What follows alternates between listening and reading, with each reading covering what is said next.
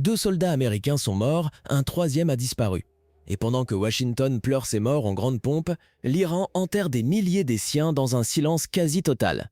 Voilà le vrai visage de cette guerre qu'on essaie de nous vendre comme une simple réponse défensive américaine. Aujourd'hui, je remets les pendules à l'heure et je vous donne tout, absolument tout ce que je sais sur les attaques iraniennes qui ont frappé la base américaine en Jordanie.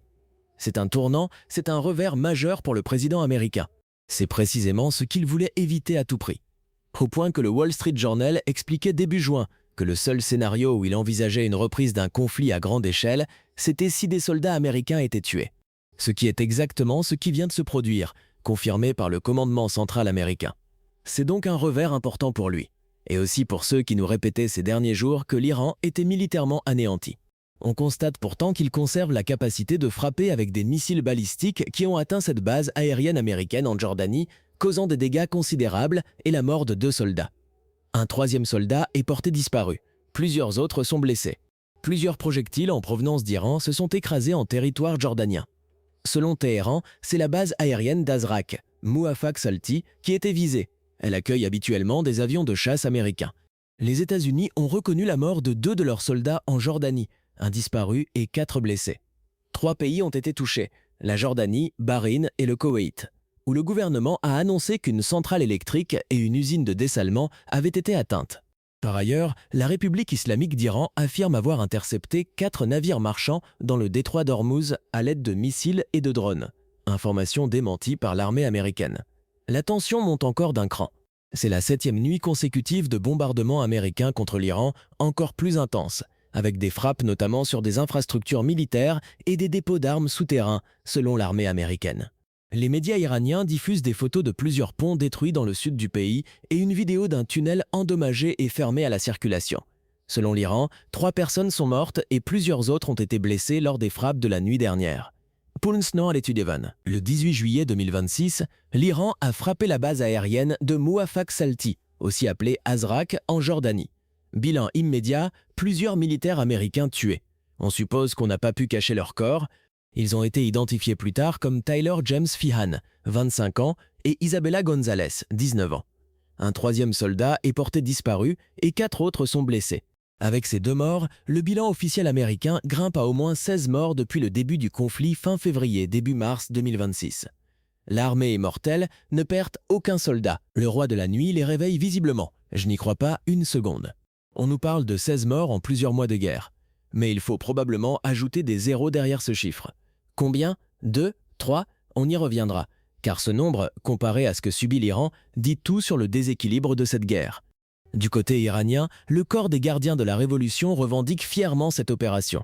Il affirme avoir tiré des missiles balistiques et des drones sur des cibles américaines en Jordanie, touchant des hangars, potentiellement des F-35 et des C-17, ainsi que plusieurs infrastructures de la base.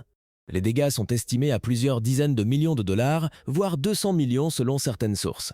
D'autres sources iraniennes évoquent même des frappes sur d'autres sites régionaux. La Jordanie, prise entre 2 feux, a intercepté une partie des projectiles, mais certains ont quand même touché la base violemment. Amman condamne l'attaque du bout des lèvres sans vouloir entrer en guerre. Le royaume évite soigneusement toute escalade directe contre Téhéran. L'Iran fait peur, on peut les comprendre. Comment l'Iran a-t-il réussi à percer les défenses américaines et jordaniennes? Ce n'est pas de la magie, c'est une stratégie. Les bases américaines comme Azraq servent de plateforme pour les drones, l'aviation et la logistique dans toute la région.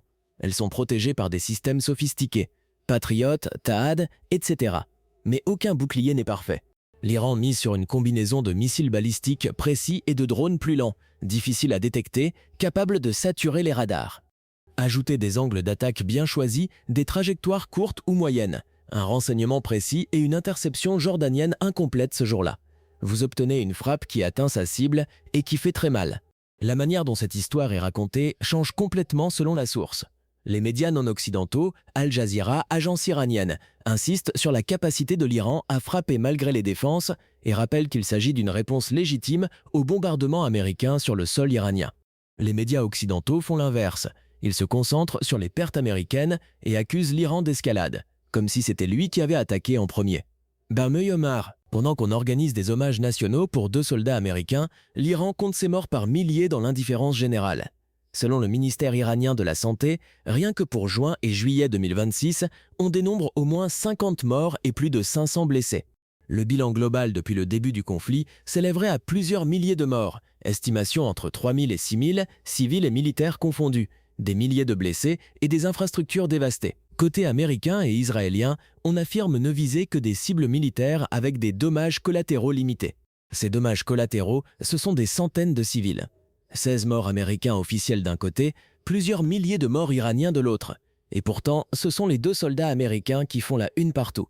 Isabella Gonzalez avait 19 ans, Tyler James Feehan en avait 25.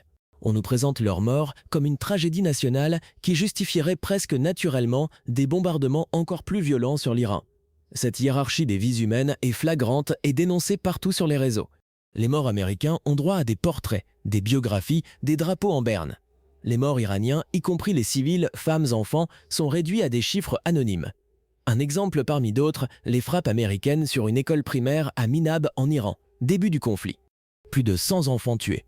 Le Pentagone a affirmé que c'étaient les Iraniens qui avaient frappé leur propre école. L'hypocrisie est criante. Les frappes américaines sont décrites de façon froide et aseptisée, frappes de précision, tandis que les pertes américaines sont sacralisées. Voilà ce que j'avais à vous dire. Dites-moi ce que vous en pensez en commentaire. On se retrouve bientôt.